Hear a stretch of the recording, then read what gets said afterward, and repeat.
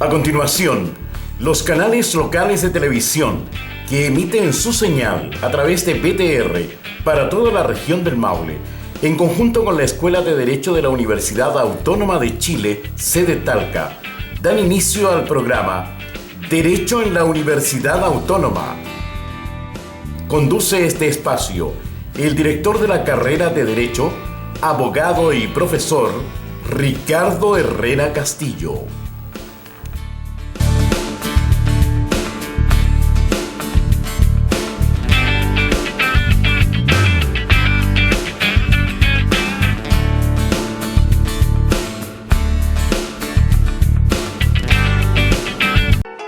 Restaurant Corral Puerta Abierta, un centro gastronómico con tradición enclavado en un hermoso entorno natural y a solo 3 kilómetros de Linares.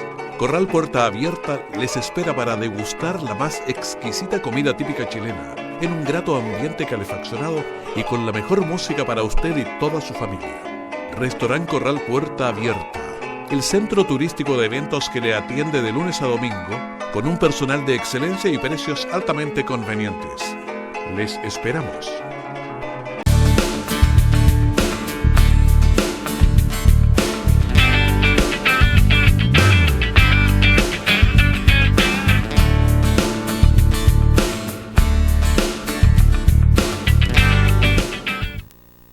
Buenas noches. Estamos en nuestro cuarto programa de Derecho en la Universidad Autónoma. Hoy día tenemos otro invitado. Hemos invitado al profesor Félix Arto, también profesor de la universidad. Muy buenas noches, profesor. Gracias, Ricardo, por estar acá. Muy contento de estar en este programa dedicado a toda la gente que nos sigue a través de la señal de Canal 2, sobre todo esperando poder satisfacer y responder la mayoría de las consultas que nos pueden haber hecho y obviamente también señalándoles que la Universidad Autónoma está presente en toda la actividad, no solamente educacional, sino también de extensión a la comunidad.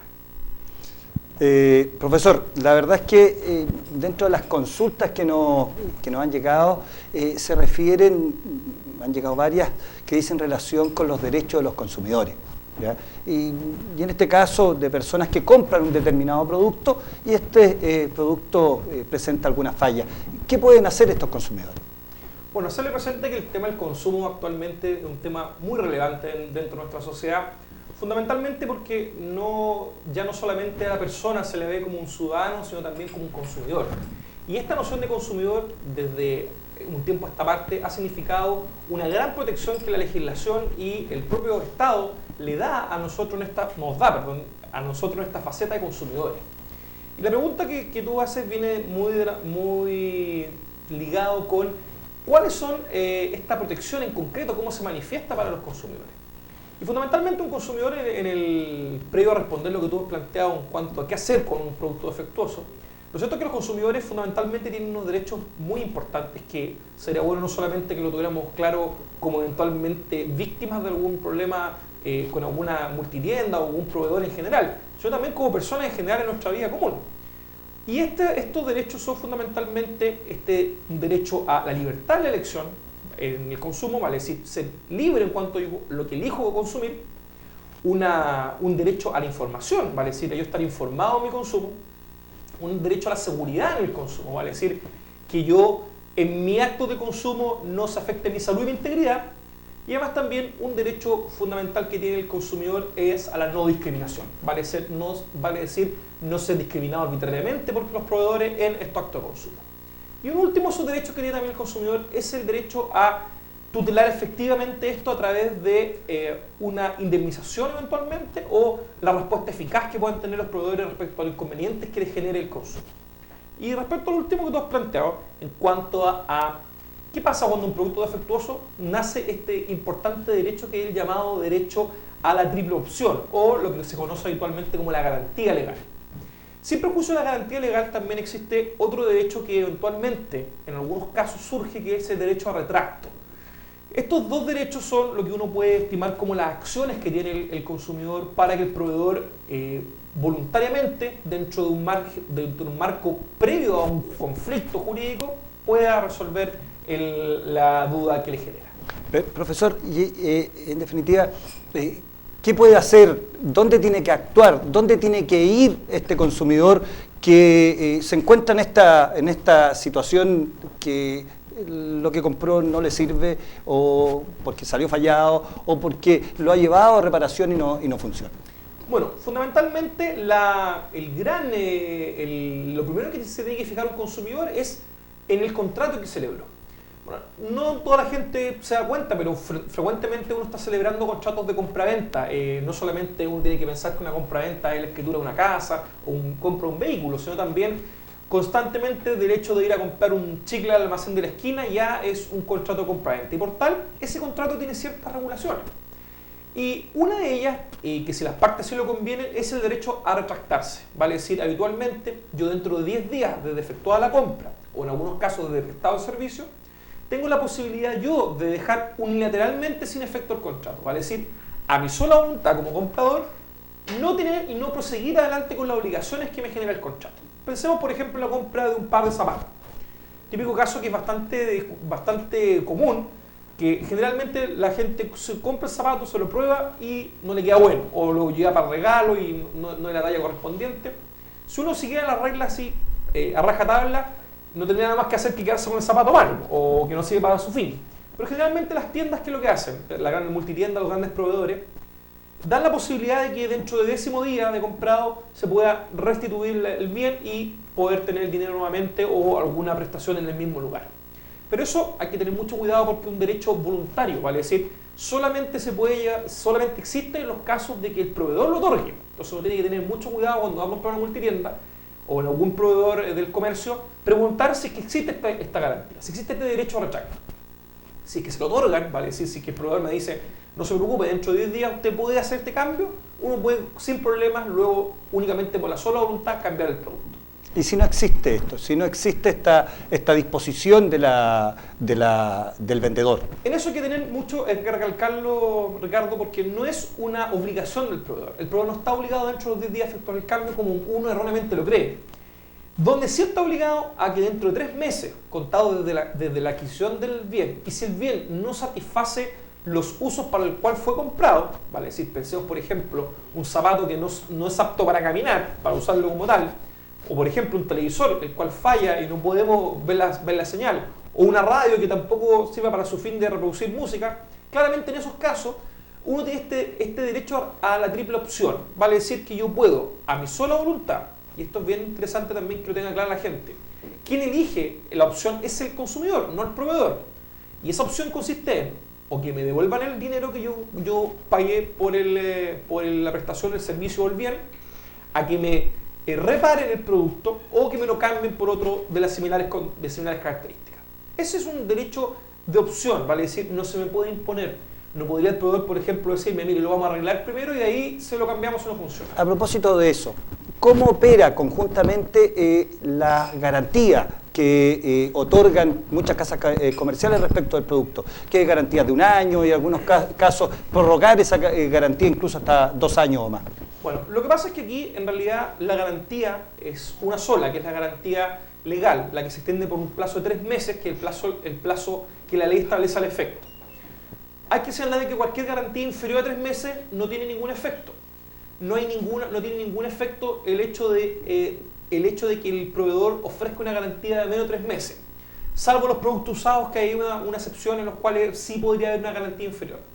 Pero estableció que una garantía legal de 3 meses es intocable para el consumidor, vale decir, irrenunciable.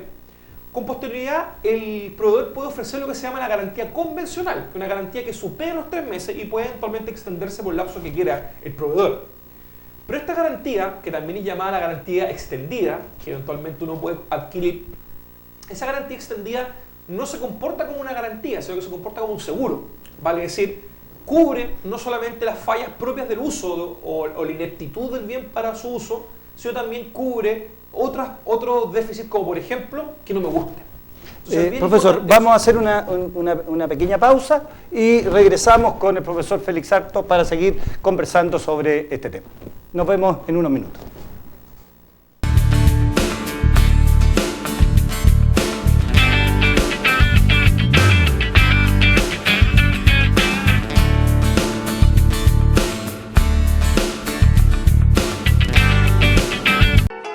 Restaurant Corral Puerta Abierta, un centro gastronómico con tradición enclavado en un hermoso entorno natural y a solo 3 kilómetros de Linares.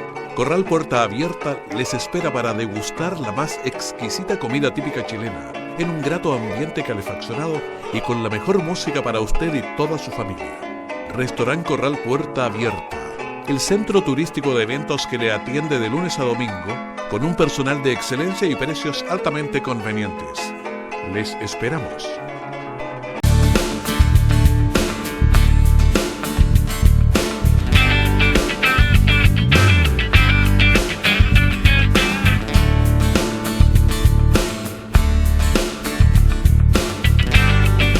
Bienvenidos nuevamente al programa.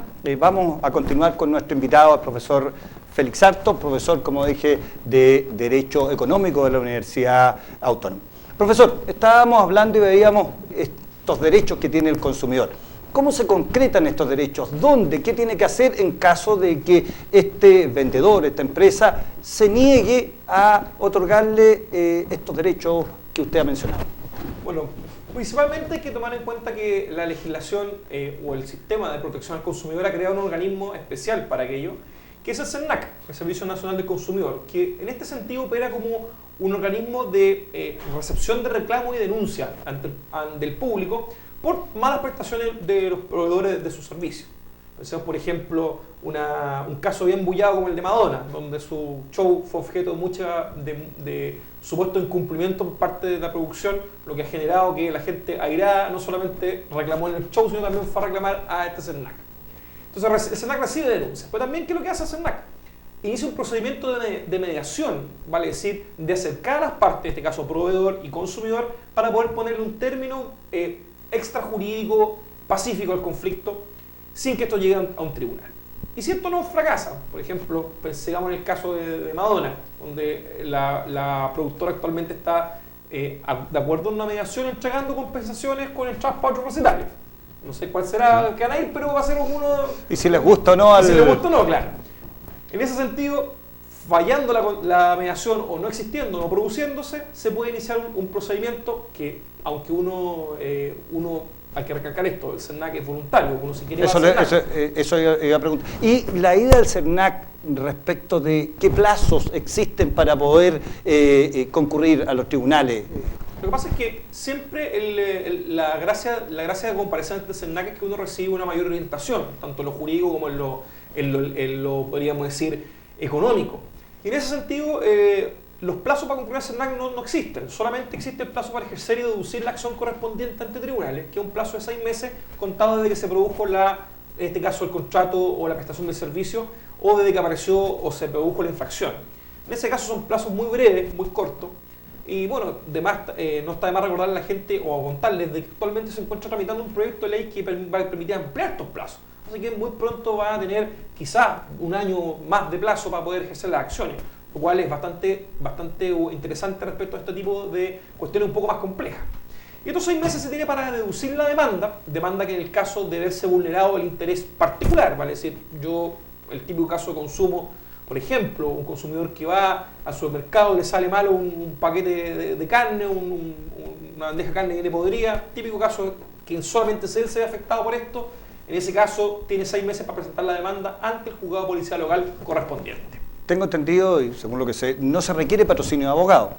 No se requiere, lamentablemente para nosotros, no se requiere patrocinio de abogado, uno puede comparecer personalmente, lo cual también hace que nosotros en nuestra universidad prestemos ese servicio a la gente que tenga ganas de recurrir por alguna vulneración a su derecho como consumidor. No requiere patrocinio de abogado y lo único que requiere entonces es que uno acredite la existencia del contrato, el vínculo que tuvo con el proveedor y también acredite eventualmente cómo se manifestó el daño que le provocó o la no prestación de servicio, como es inepto, por ejemplo, el bien que adquirió y que es objeto de su reclamo. No solamente, y esto es importante, Ricardo, aparte de eso, no solamente a veces se puede vulnerar el interés individual, sino también el interés colectivo, que es lo que se llaman las acciones de clase. Vale decir, cuando mucha gente se ve afectada por un caso. Madonna. Vamos a seguir con Madonna, justamente como ella, que mucha gente fue la que se vio afectada por esta mala prestación de servicio. Y en ese sentido, acá el procedimiento es distinto, un procedimiento colectivo que sí requiere patrocinio de abogado, pero aquí la gracia es que la ley también prevé que los consumidores se organicen en asociaciones de consumidores, a la cual la propia ley incluso la financia. Así que es bien interesante eso para que si alguien se ve vulnerado con un conjunto de personas en sus derechos, puedan todo ello en grupo recurrir ante tribunales para proteger sus derechos. El procedimiento en el primer caso, ¿ante qué tribunales? Ante el juzgado de policía local, como lo mencionamos, y en ese sentido hay que ver cuál es el juzgado competente al lugar donde ocurrió o donde se celebró el contrato, que es por regla general el domicilio que va a ser el que va a vincular la competencia del tribunal de policía local correspondiente. Y en caso que sea un tipo de vulneración colectiva, en ese sentido es competente el juzgado civil correspondiente del domicilio fijado en el contrato. Bueno, yo creo que la explicación ha sido bastante clara. Estos procedimientos en ambos casos, ¿cuál es la duración promedio de estos procedimientos? Bueno, el procedimiento ante el juzgado de policía local ronda los 6 meses aproximadamente de duración. Y, lamentablemente el procedimiento colectivo es un procedimiento mucho más extenso, porque si uno toma en cuenta todas las etapas que tiene, desde la admisibilidad de la demanda, que afortunadamente, producto de la última reforma del año 2010, ahora es mucho más expedito como era antes, pero si uno toma en cuenta desde ese momento hasta la sentencia definitiva dictada en segunda instancia, eventualmente pueden fácilmente ser 5 o 6 años de litigio. Pensemos, por ejemplo, recientemente el caso contra Cencosud y el caso contra el Banco Estado, juicios que fueron tramitados colectivamente, en los cuales estamos hablando de casos que llevan 7 años tramitándose desde que se hicieron las denuncias. ¿Qué pasa con las personas que no concurrieron en su momento en estos procedimientos de carácter colectivo, que no concurrieron, perdieron su opción? La respuesta es bastante variable dependiendo del estado en que se encuentran los juicios, porque la ley permite una comparecencia aproximadamente hasta de unas 3 oportunidades, que en la demanda, luego cuando se dicta la sentencia de primera instancia y luego la sentencia definitiva, que es la que manda, la sentencia de segunda instancia, mejor dicho, la que manda en definitiva a crear lo que se llama el total o la masa de los consumidores afectados. Y en ese momento los condenados están obligados a publicar aviso en el periódico donde los consumidores que se ven afectados pueden concurrir a que se realice este derecho. Es bastante interesante eso, le da mucha oportunidad a la gente de comparecer, sin perjuicio que podrá posteriormente iniciar juicios individuales en los casos que correspondieren, si es que la acción no estuviera prescrita. Bueno, vamos a hacer una pequeña pausa y volvemos en unos minutos más para continuar conversando con el profesor Félix Sarto.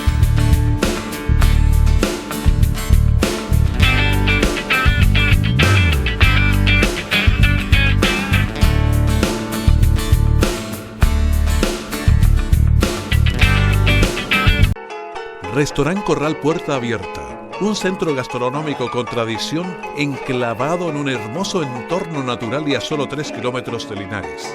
Corral Puerta Abierta les espera para degustar la más exquisita comida típica chilena, en un grato ambiente calefaccionado y con la mejor música para usted y toda su familia.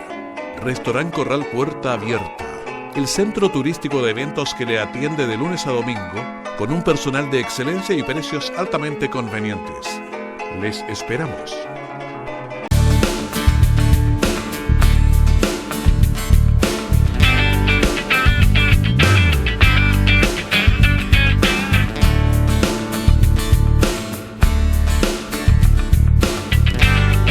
Bienvenidos nuevamente, continuamos nuestra conversación con el profesor Félix Sarto. Profesor, a propósito de los otros derechos que usted ha mencionado, también las personas consultan si les ocurre cuando dejan su auto, por ejemplo, en el supermercado y les roban ya sea el auto, las cosas que tienen dentro del mismo. ¿Existe algún tipo de obligación respecto de la empresa de responder de esos delitos? Porque normalmente hay cartelitos que dicen que no es cualquier cosa, no es responsabilidad de la empresa. Bueno, afortunadamente para los consumidores, Ricardo, ya esto es un tema superado. Ya la jurisprudencia, vale decir lo que los tribunales han dicho respecto a este tema, es bastante uniforme. Nosotros ya como consumidores podemos estar tranquilos de ir a consumir a cualquier lugar que nos proporcione este servicio de estacionamiento sin temor a que vamos a salir y el vehículo esté valijado o no haya pasado algo peor. En ese sentido, si eso ocurriere, vale decir, si tuviera un inconveniente respecto a la seguridad de nuestro consumo, la ley claramente lo cubre. Pero profesor, lo siguiente, hay estacionamientos que son gratuitos para los clientes y hay estacionamientos que son pagados. ¿Hay alguna diferencia respecto a eso, sobre la responsabilidad? Eso en realidad es un eufemismo, porque en realidad estacionamientos gratuitos no existen. Todos los estacionamientos son pagados de alguna forma, algunos de una forma directa, como el pago a través de un ticket, u otros de forma indirecta a través de la boleta donde se recarga este servicio de estacionamiento.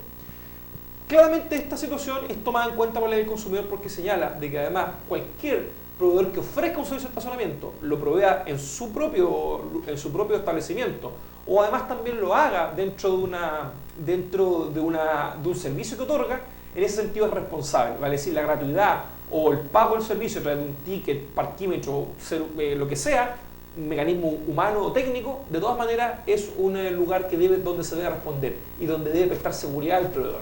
Así, este letrerito que tú decías famoso, que lo que nosotros jurídicamente conocemos como la condonación del dobro futuro, una cuestión que, como tú sabes, no vale, por tanto acá se aplica la misma regla, vale decir, uno no puede perdonarle la intención positiva de inferirle daño a una persona por el solo hecho de poner un cartel, vale decir, nosotros no tenemos por qué sufrir las consecuencias de eso, siendo que quien nos tiene que proveer la seguridad del consumo es el proveedor. Así que llamamos a la gente que sufra algún robo al interior de un vehículo o algún daño el mismo dentro del establecimiento. Esos son muy frecuentes también. Pero son, por ejemplo, estos casos de la gente que en algunas escaleras mecánicas han tenido accidentes, cubre este derecho que tiene el consumidor a la seguridad del consumo. Por tanto, ante una infracción de este tipo, lo procedente es iniciar la acción legal correspondiente de no prosperar la actitud del proveedor.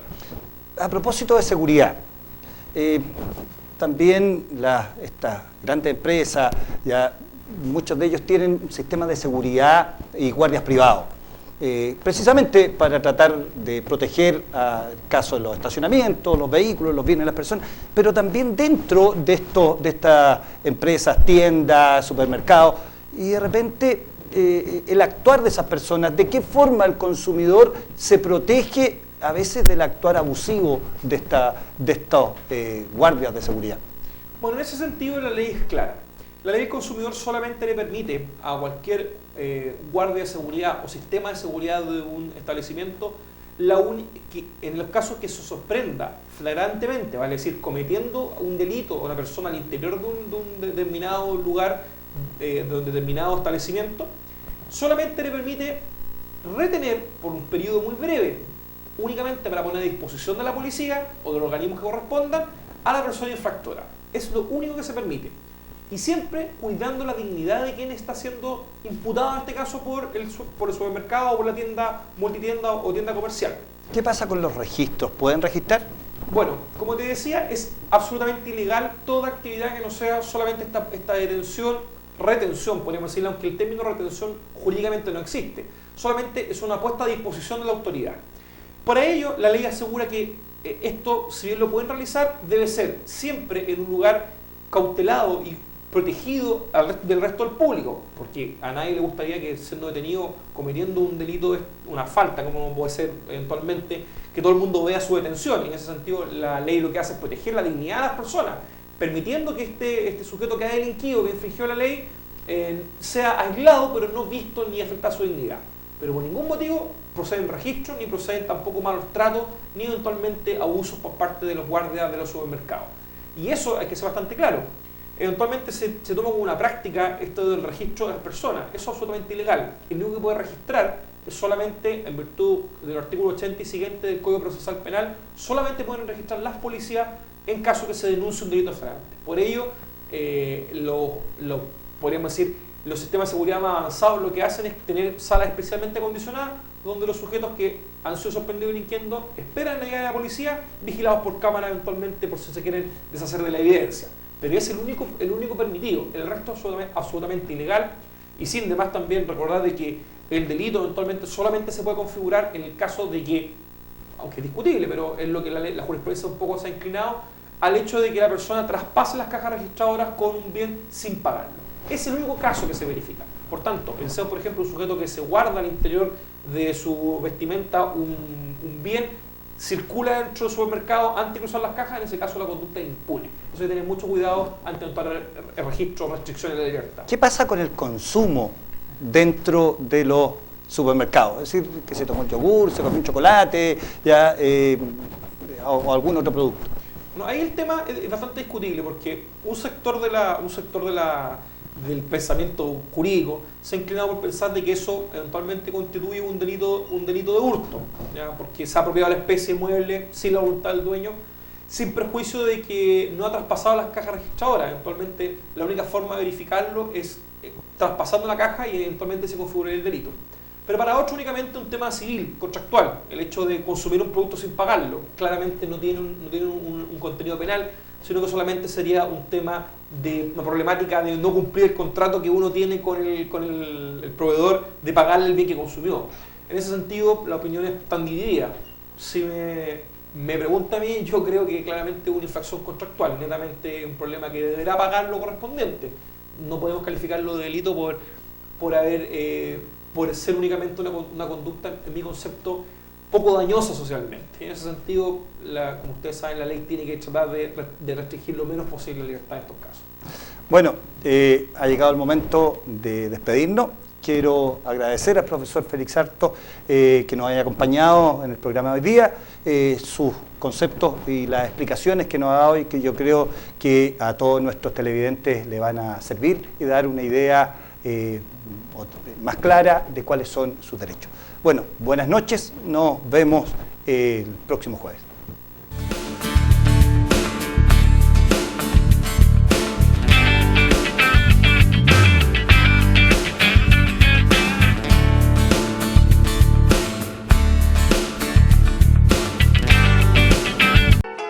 Restaurant Corral Puerta Abierta, un centro gastronómico con tradición enclavado en un hermoso entorno natural y a solo 3 kilómetros de Linares.